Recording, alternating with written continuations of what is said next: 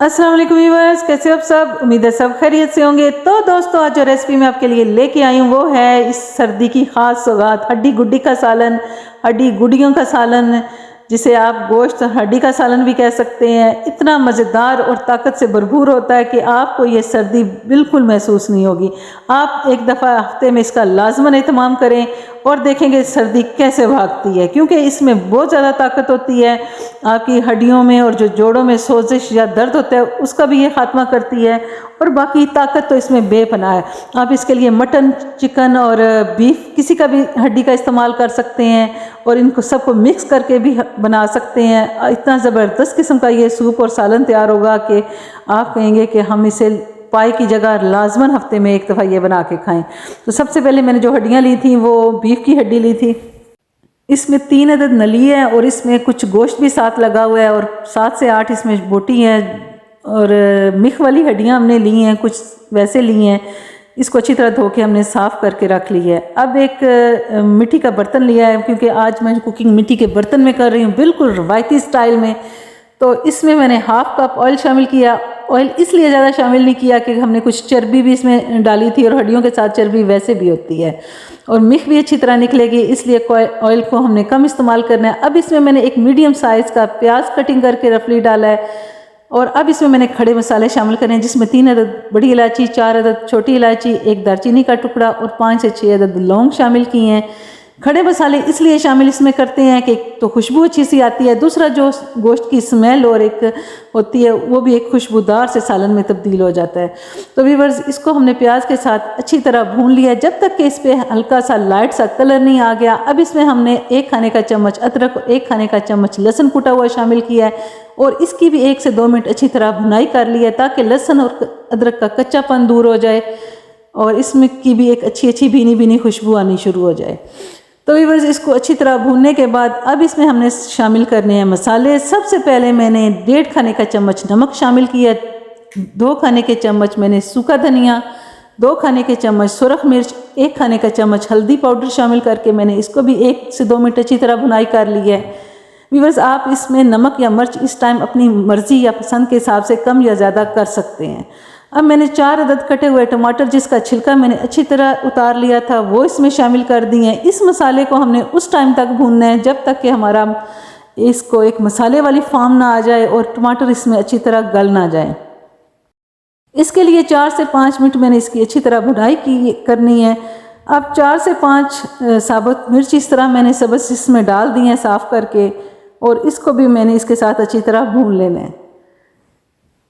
तकरीबन 4 से 5 मिनट भुनाई के बाद हमारा मसाला अच्छी तरह रेडी हो गया है। अब इसमें मैंने शामिल करने हैं जो गोश्त हमने साफ़ करके रखा हुआ था। वो गोश्त को जब हमने इसमें शामिल करने हैं तो इसके बाद हमने इसकी तकरीबन 10 से 15 मिनट खूब अच्छी तरह भुनाई करनी है, ताकि जो गोश्त है वो उसकी एक तो स्मेल भी इसमें ख़त्म होगी, दूसरा जो है वो बाद में तो इसको बिल्कुल भूनने का मौका नहीं मिलेगा। इस टाइम में हमने इसमें शामिल करने के बाद इसकी 10 से 15 मिनट खूब अच्छी तरह भुनाई करनी है, और फिर इसमें हमने शामिल करना है पानी। देखें व्यूअर्स, इस टाइम जो जितना गोश्त है वो मिख वाला भी है और साथ बोटियाँ भी हैं, और 2 अदद पीसेस मैंने इसमें चर्बी वाले भी शामिल किए हैं।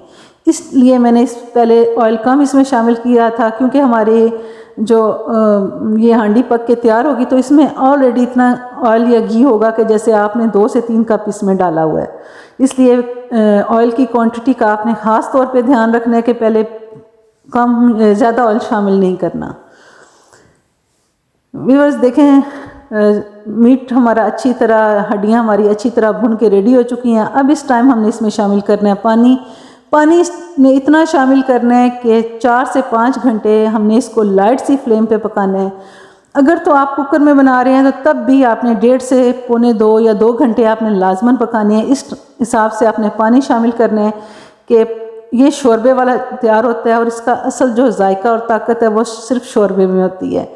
इस हिसाब से आपने इसमें पानी शामिल करना है, और इसको ढक के तकरीबन बिल्कुल दम वाली फ्लेम पे आपने इसको 3 घंटे के लिए तो लाजमन पकाना है, ताकि गोश्त भी अंदर तक गल सके, मिक्स सारी बाहर आ जाए, जो हड्डियों का सारा जायका और जूसीज हैं वो भी हमारे शोरबे में शामिल हो जाएं।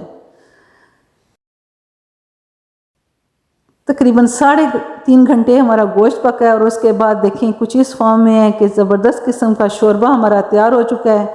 सारी मिख भी इसमें हड्डियों में से निकल चुकी है और जो गोश्त का जो पीसेस थे शामिल थे हड्डियों के साथ वो भी अलहदा हो चुके हैं। ज़बरदस्त तरीके से हमारा हड्डी गुड्डी का सालन तैयार हो चुका है। अब हम इसे कुछ कटी हुई सब्ज़ मिर्च, धनिया और अदरक के साथ गार्निश करेंगे और गरम मसाला पिसा हुआ 1 खाने का चम्मच मैंने इसमें शामिल करूंगी और इसे सर्विंग बाउल में निकाल लूँगी।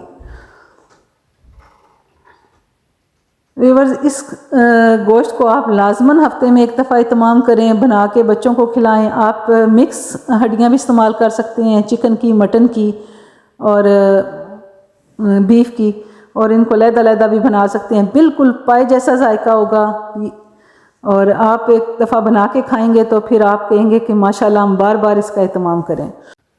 आप इसे नान के साथ इस्तेमाल करें। असल मज़ा इसका जो है वो नान के साथ ही आता है। वैसे आप इसे चपाती के साथ, पराठे के साथ, पूरी के साथ, किसी के साथ भी खा सकते हैं।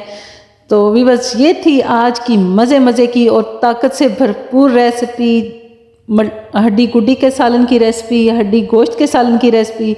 आपको कैसी लगी प्लीज़ अपना फ़ीडबैक दें। अगर पसंद आए तो मेरे चैनल को लाइक और सब्सक्राइब करें और मेरी रेसिपी को शेयर करें। नेक्स्ट मिलते हैं व्यूअर्स अच्छी सी रेसिपी के साथ। तब तक के लिए अपनी दुआओं में याद रखें। अल्लाह ताला हम सब के लिए आसानियाँ पैदा फरमाए और हम सब की मुश्किलात दूर फरमाए। अल्लाह हाफिज़।